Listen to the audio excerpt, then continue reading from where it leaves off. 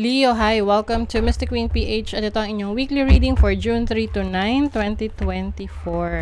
Ayan, so if you are interested in private readings, meron tayong link sa description at sa pinned comment. Paki-check nyo na lang kung gusto nyo mag-book.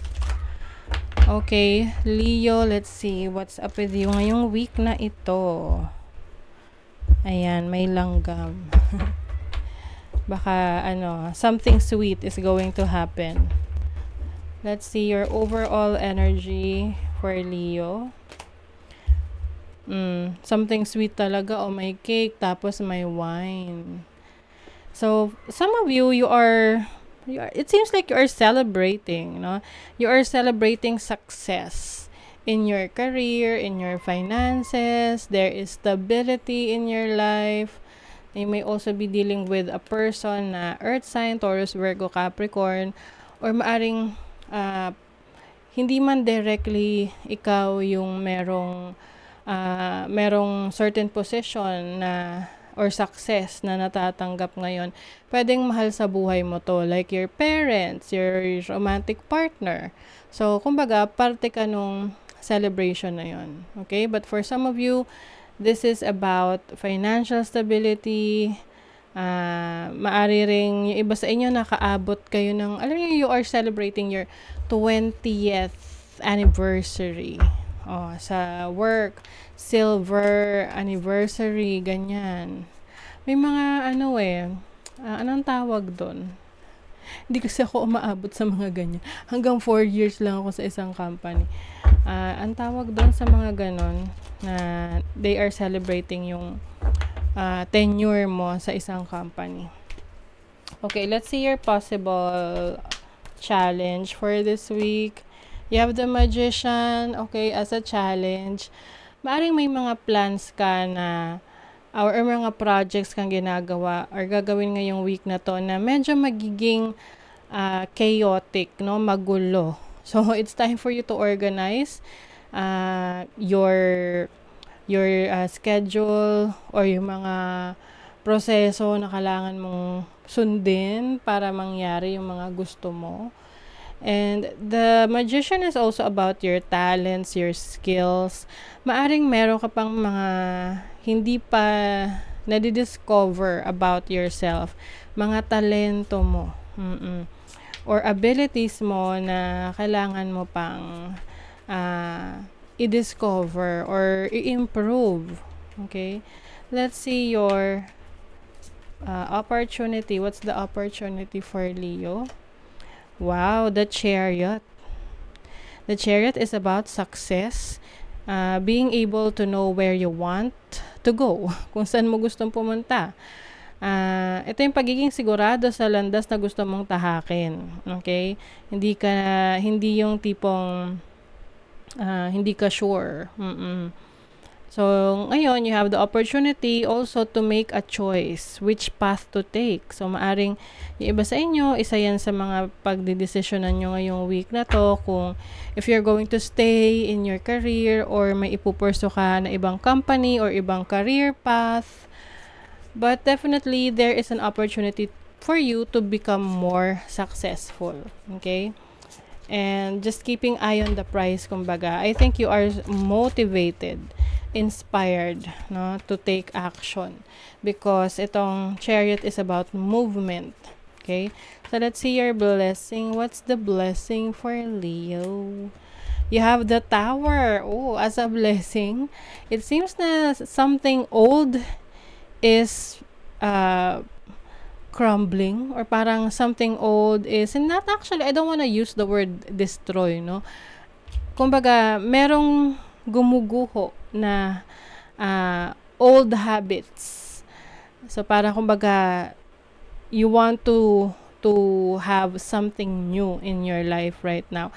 Let's see, which area of your life tong may major changes. 8th house. This can be sa business mo, or changes sa situation mo with your partner. Like, for example, yung iba, kung sa tingin mo na it's time for you to finally step into your own power, na hindi ka na parang dinidegrade or minamaliit ng kahit na sino, romantic partner man yan or sa family. So, ngayon, you are stepping into your own power. Some of you, pwedeng magka-cut connections kayo sa mga taong hindi sumusuporta sa inyo. Kumbaga, this makes sense, no? Kasi itong the magician is like your power and that is your challenge. And then, your blessing is the tower, which is you are breaking the old, releasing the old, and embracing the new version of yourself. You are stepping into your own power. Okay?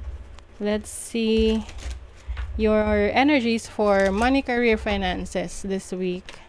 You have the Ten of Swords. Okay, so that's definitely an ending of a difficult situation sa career. You have the Four of Cups. Yung iba sa inyo siguro meron kayong parang merong unfulfilled. Hindi kayo satisfied sa career nyo ngayon. And now, you are making some changes finally. Oo. Ito yung tipong alam mo na mas meron ka pang dinideserve. You deserve better. Kumbaga yung iba nagtiis kayo sa isang career, trabaho, situation sa business na hindi kayo na-appreciate or parang it's more of a liability na than an asset, no? So ngayon, you are about to make that change to explore other options. So pwedeng meron kang i-explore na bagong pagkakakitaan ngayon na kung saan mas doon ka magiging creative, mas mabilis yung progress mo, mas mabilis yung pag-unlad mo. Some of you are going to try online career, online jobs, being in the media. Oo. You also have frugal. So magiging maingat ka rin sa pag-handle ng iyong kaperahan. You know better now. So, hindi ka nagagastos sa mga bagay na wala namang kapararakan. Oo, wala. Kumbaga very careful ka sa paggamit ng pera. Dapat lahat merong value. May added value sa buhay mo. Sa love life naman, let's see. The Death card. Okay, meron talagang endings, releasing something new. But actually, this is about transformation, no? Transformation mo sa isang relationship. Yung iba, if you are in a relationship right now, at kung very toxic yung situation mo dyan, finally, magkakaroon ka na ng lakas ng loob na umalis at you are healing, no? Kumbaga, you are empowered. Alam mo na kung paano lumaban ngayon. Kung dati parang sunod-sunuran ka lang, ngayon alam mo na kung paano mo ipagtanggol yung sarili mo. And that's what is changing sa'yo. You are gaining your true power. Diba?